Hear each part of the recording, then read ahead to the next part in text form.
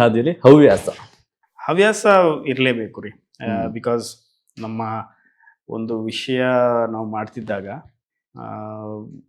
ಪ್ರತಿ ಸಲ ಒಂದೇ ವಿಷಯದಲ್ಲಿ ಕಾನ್ಸಂಟ್ರೇಟ್ ಮಾಡೋದು ಬಹಳ ಕಷ್ಟ.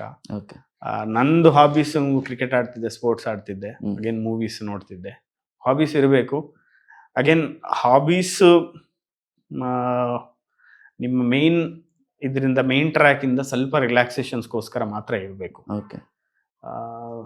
ಸೊ ಹಾಬೀಸ್ ಇರೋದು ಕಂಪಲ್ಸರಿ. ಇನ್ಫ್ಯಾಕ್ಟ್ ನಮ್ಮ ಟ್ರೈನಿಂಗ್ ಅಲ್ಲಿ ಕೂಡ ಅದೇ ಹೇಳ್ತಾರೆ, ಒಂದು ಕಂಪಲ್ಸರಿ 2 ಸ್ಪೋರ್ಟ್ಸ್ ನಾವು ಕಲಿಬೇಕು ಅಂತ.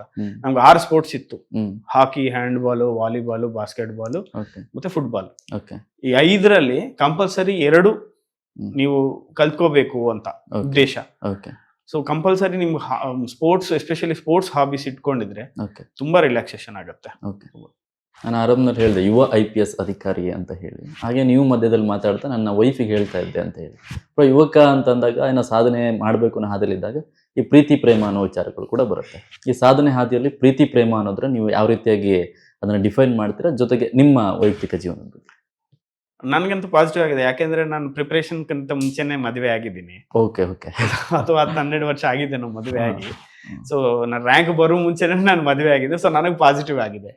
ನಂದು ಲವ್ ಮ್ಯಾರೇಜ್. ಸೊ ಪ್ರೀತಿ ನನ್ನ ವಿಷಯದಲ್ಲಿ ಪ್ರೀತಿ ಮದುವೆ ನನಗೆ ಪಾಸಿಟಿವ್ ಆಗಿದೆ. ಸೊ ಹಾಗೆ ನಾನು ಇದೇ ಹೇಳ್ತೇನೆ, ನಾವು ವಿಷಯ ಕೆಟ್ಟದಲ್ಲ, ಅದು ಯಾವ ರೂಟ್ಗೆ ಹೋಗತ್ತೆ ಅನ್ನೋದು ಇದು. ನಾವು ಸಪೋಸ್ ಅದೇ ಇದರಲ್ಲಿ ಪ್ರೀತಿಯಲ್ಲಿ ಇದ್ಕೊಂಡು ನಾವು ಸಪೋಸ್ ನಮ್ಮ ಸ್ಟಡೀಸ್ ಅಥವಾ ಬೇರೆ ಡಿಸ್ಟರ್ಬ್ ಮಾಡ್ಕೊಂಡಿದ್ರೆ ಆಬ್ವಿಯಸ್ಲಿ ಅದು ನೆಗೆಟಿವ್ ಆಗತ್ತೆ. ಇಲ್ಲ ಜೊತೆಗೆ ಇದು ಮಾಡಿದ್ರೆ ನಂತರ ಅದು ಚೆನ್ನಾಗಿ ಆಗ್ತದಿರ್ಬೋದು. ಬಹಳಷ್ಟು ಜನಕ್ಕೆ ಆಗಿದೆ, ಬಹಳಷ್ಟು ಜನಕ್ಕೆ ಆತರ ಕೂಡ ಆಗಿದೆ. ಸೊ ಅಗೇನ್ ಅದು ನೆಗೆಟಿವ್ ಪಾಸಿಟಿವ್ ಅಂತ నేను ಹೇಳಲ್ಲ. ಮ್ಯಾಮ್ ಎನಿಥಿಂಗ್ ಹಾಬೀಸ್ ನೀವು ಕೇಳಿದ್ರು, ಎಂಟರ್ಟೈನ್ಮೆಂಟ್ ನೀವು ಕೇಳಿದ್ರು, ಇದು ಥರ್ಡ್ ಪ್ರೀತಿ, ಇದು 3 ವಿಷಯಗಳು ಹಂಗೆ. 3 ವಿಷಯಗಳು ಕೂಡ ಯಾವ್ದು ನೆಗೆಟಿವ್ ಅಲ್ಲ.